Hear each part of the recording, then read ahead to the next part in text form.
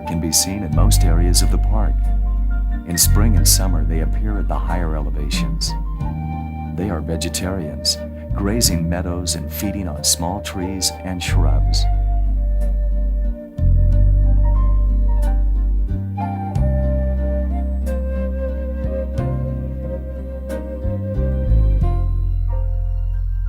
Bald eagles are left to live in the wild, feeding on the abundance of fish from the many streams and rivers. The bald eagle is easily identified by its distinct white head.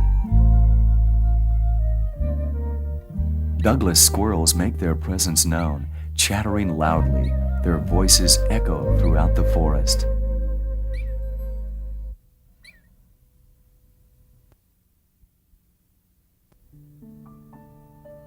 Olympics wildflowers embroider a tapestry of color year after year.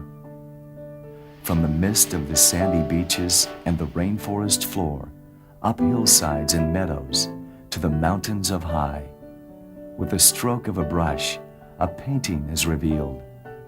Hundreds of varieties turn Olympics display into a world of wildflowers.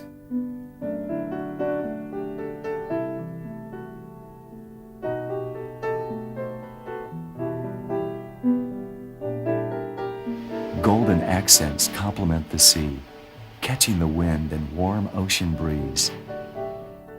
Wildflowers bring color to this land and its many shades of green. Winter is long forgotten and warm breezes blow.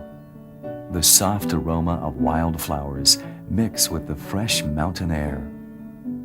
Never is nature so comforting. The sun's rays pull wildflowers high, reaching toward the sky.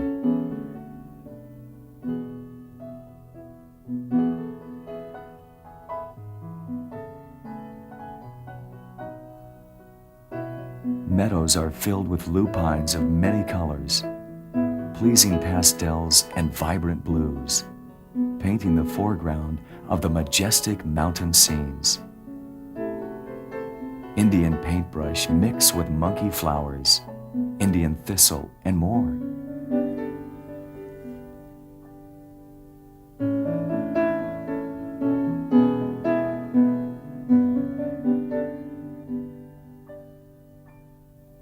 This is a time to see the majesty of Olympic, its world of wildflowers, nature in full bloom.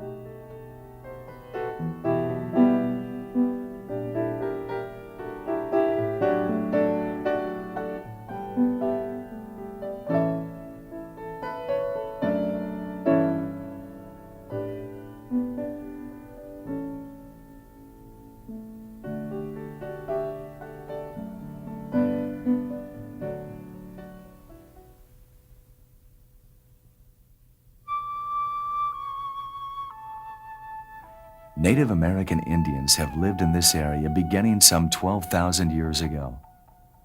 Thousands of years went by with no evidence of man. Then the Ozette village was discovered. This coastal village was entombed in mud for 2,000 years. An abundance of artifacts were uncovered, preserved from the mud.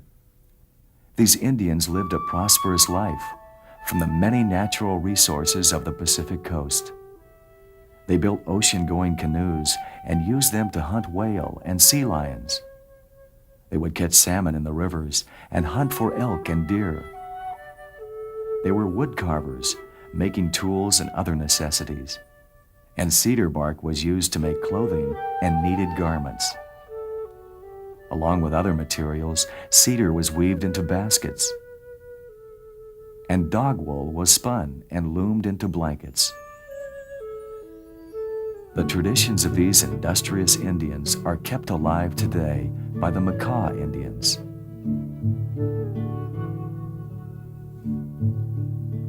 In 1885, the O'Neill expedition, led by Lieutenant Joseph P. O'Neill, was the first attempt by white men to explore the interior region of Olympic.